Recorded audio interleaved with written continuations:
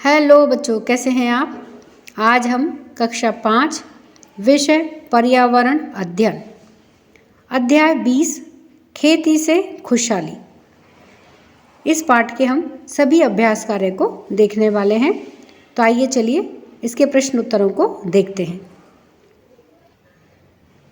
पाठ्य पुस्तक के प्रश्न पता कीजिए और लिखिए। प्रश्न 1 है कि छगना राम के खेत में मोठ, मूंग, तिल, बाजरा आदि बोया है। आपके आसपास कौन कौन सी फसलें बोई जाती हैं।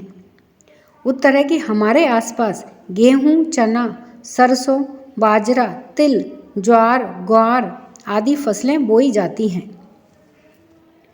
प्रश्न 2 फसल बोने के लिए बीज कहाँ कहाँ से लाया जाता है। उत्तर है फसल बोने के लिए बीज बाजार से अथवा सहकारी समिति से लाया जाता है। पता कीजिए और लिखिए। प्रश्न 1 खेती में पशुओं का क्या उपयोग है। उत्तर है कि पशुओं से खेतों में जुताई की जाती है। प्रश्न 2 खेती के काम आने वाले औजार कौन कौन से हैं। उत्तर है खेती के काम आने वाले औजार हल, फावड़ा, खुरपी आदि होते हैं। प्रश्न 3 है आजकल खेती के तरीकों और उपकरणों में क्या परिवर्तन आ रहे हैं।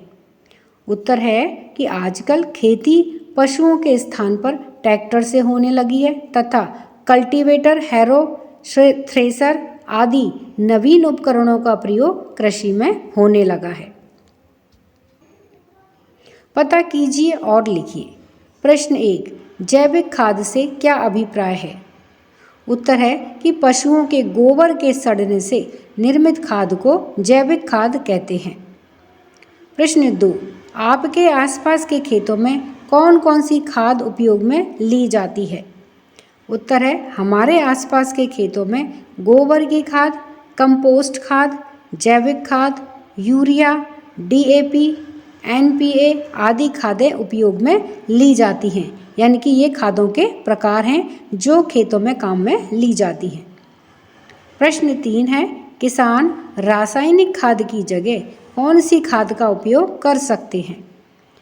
उत्तर है कि किसान रासायनिक खाद की जगह गोबर की खाद, देशी खाद एवं जैविक खाद का उपयोग कर सकते हैं। पता कीजिए। प्रश्न 1 आपके घर में अनाज को वर्ष भर सुरक्षित रखने के लिए क्या क्या उपाय किए जाते हैं। उत्तर है हमारे घर में अनाज को वर्ष भर सुरक्षित रखने के लिए उसे लोहे की चादर से बनी हुई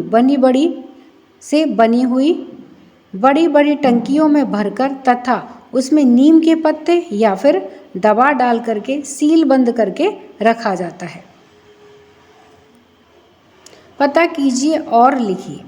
प्रश्न 1 फसलों को बीमारी से बचाने के लिए कौन कौन सी दवाइयों को काम में लेते हैं। उत्तर है कि फसलों को बीमारी से बचाने के लिए गैमेक्सिन, DDT आदि दवाओं को काम में लेते हैं। इनका छिड़काव फसलों के ऊपर किया जाता है जिससे कि फसल बची हुई रहती है, नहीं तो फसलों में रोग लग जाते हैं और फसल नष्ट हो जाती है। प्रश्न 2 किसी किसान के परिवार में कभी उत्पादन कम हुआ हो तो उसके कारणों का पता कीजिए। यानी कि किसी समय उनके यहाँ फसल कम हुई है तो उसका कारण का पता लगाइए कि फसल कम क्यों हुई है। उत्तर है कि किसान के परिवार में कम उत्पादन के बहुत से कारण हो सकते हैं, जैसे वर्षा ना होना या फिर वर्षा कम होना, अत्यधिक वर्षा होना, खड़ी फसलों में बीमारी लगना, फसलों को समय से ना बोना, फसलों को जानवरों के द्वारा नुकसान पहुंचाना, ओले पड़ना, पाला पड़ना या फिर उन्नत बीजों का प्रयोग ना होना आदि। इन सब वजह से फसल का कम उत्पादन होता है। पता कीजिए और लिखिए। प्रश्न 1 वर्तमान समय में लोग विभिन्न पशुओं को पालते हैं, जैसे गाय, भैंस, बकरी, भेड़, ऊंट, घोड़ा आदि। नीचे दी गई तालिका कॉपी में बना करके भरिए। तो देखिए ये एक तालिका बनाई गई है जिसमें इधर की तरफ पशु का नाम लिखा गया है और इधर की तरफ पशु से प्राप्त होने वाले लाभ एवं उपयोग। तो सबसे पहले जैसे दे रखा है गाय, तो गाय, इसमें पशु का नाम हो गया गाय। पशु, अब इस गाय से हमें क्या प्राप्त होता है, इससे क्या लाभ एवं क्या उपयोग है। तो जैसे इससे हमें क्या मिलता है, दूध, दही और गोबर। और ये इसका उपयोग क्या है, जैसे गोबर है तो ये खाना बनाने में और खाद बनाने में काम आता है। खाना बनाने में कैसे आता है, इस गोबर को सुखा करके इसके सरकंडे बनाए जाते हैं जो कि खाना पकाने के लिए चूल्हे में काम आता है, और सूखा गोबर या उसको सड़ा करके इसकी खाद बनाने में यह उपयोग में आता है। अब उसी प्रकार से हमें देखिए भैंस, तो इससे हमें क्या प्राप्त होता है और उसका उपयोग क्या है। बकरी से, भेड़ से, ऊँट से और घोड़ा से, इन सभी जानवरों से हमें क्या प्राप्त होता है और उसका उपयोग क्या है, वह हमें यहाँ पर इस सारणी में लिखना है। तो आइए इसे उत्तर के साथ में देखते हैं कि ये किस प्रकार से लिखे जाएंगे। तो देखिए सबसे पहले गाय का दे रखा था, तो गाय में क्या है, दूध, दही, गोबर, ये हमें गाय से प्राप्त होता है और इसका क्या उपयोग है, खाना बनाने में और खाद बनाने में। फिर है भैंस, भैंस से क्या मिलता है हमें, दूध, दही, मट्ठा, घी और गोबर।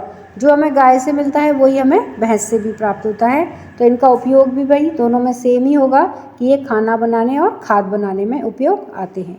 फिर है बकरी, बकरी से क्या मिलता है, देखो दूध मिलता है, दही मिलती है, मींगनी और मांस। मींगनी क्या होता है, जो बकरी की पोटी होती है उसको क्या बोलते हैं, मींगनी, और यह खाद के रूप में बहुत अच्छी होती है, बहुत उपयोगी होती है, तो यह मींगनी भी काम आती है। तो ये देखिए किस रूप में उपयोग है इसका, खाना बनाने में और खाद बनाने में।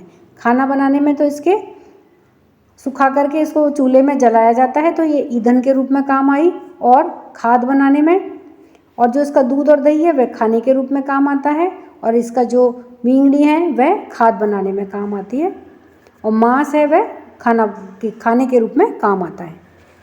अब है भेड़, भेड़ से क्या क्या मिलता है हमें, देखो दूध, दही, मींगनी और ऊन। अब ये क्या काम आते हैं, एक तो खाने के काम आते हैं, और ऊनी कपड़े वह खाद बनाने में इनका उपयोग किया जाता है। फिर है ऊँट, ऊँट से देखो ऊँट का हमें क्या क्या लाभ है, ये सवारी करने के काम आता है, इसके बाल काम आते हैं, और ये माल ढोने के काम आता है। अब इसका उपयोग क्या है कि ये सवारी ढोने और खाद बनाने में इसका उपयोग है।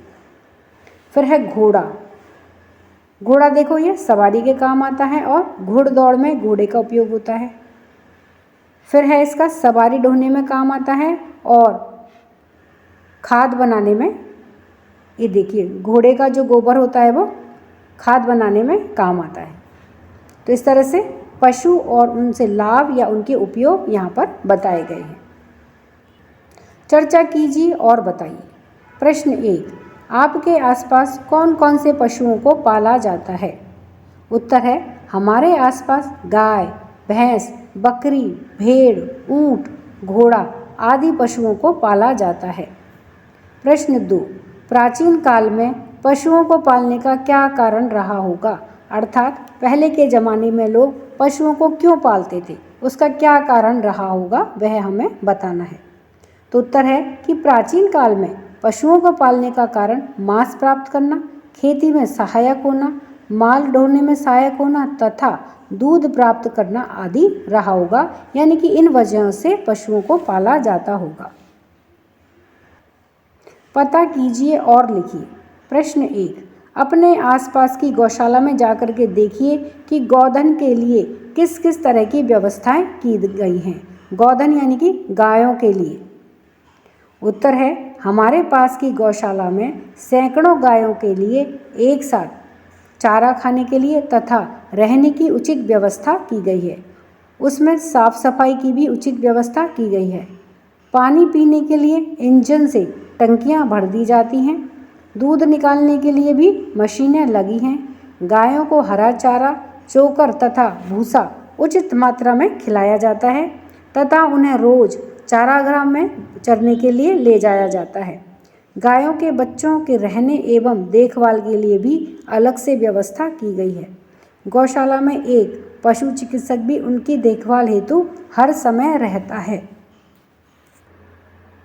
प्रश्न 2, पशुओं को रोग होने पर पशुपालक क्या करते हैं। उत्तर है कि पशुओं को रोग होने पर पशुपालक उन्हें तुरंत पशु चिकित्सक को दिखाते हैं। यदि आवश्यक हो तो वे उस पशु को पशु चिकित्सालय भी ले जाते हैं, जहां पशुओं को उचित प्रकार से इलाज किया जाता है। सोचिए और लिखिए।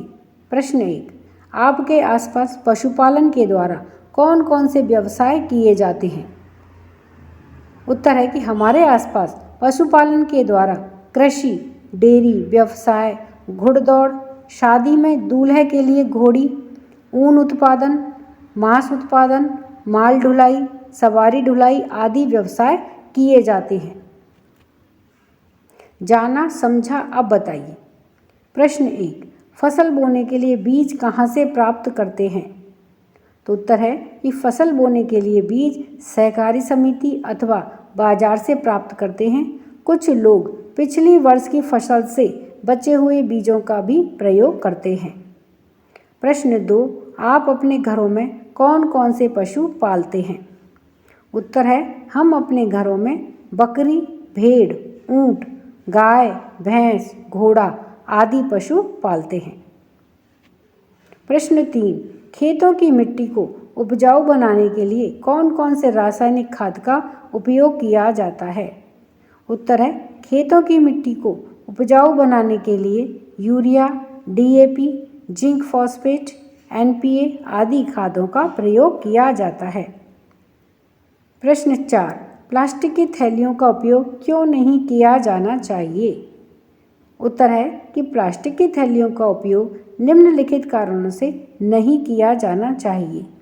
नंबर 1 है कि प्लास्टिक की थैलियों से जमीन का उपजाऊपन समाप्त हो जाता है। नंबर 2 है, ये नालियों को रोक करके चौक कर देती हैं, यानी कि अवरुद्ध कर देती हैं या ब्लॉक कर देती हैं, जिससे कि नालियों में गंदगी आगे नहीं जा पाती है। नंबर 3, इधर उधर पड़ी हुई थैलियों को पशु खाते हैं, जिससे कि वे बीमार हो जाते हैं या फिर मर भी जाते हैं।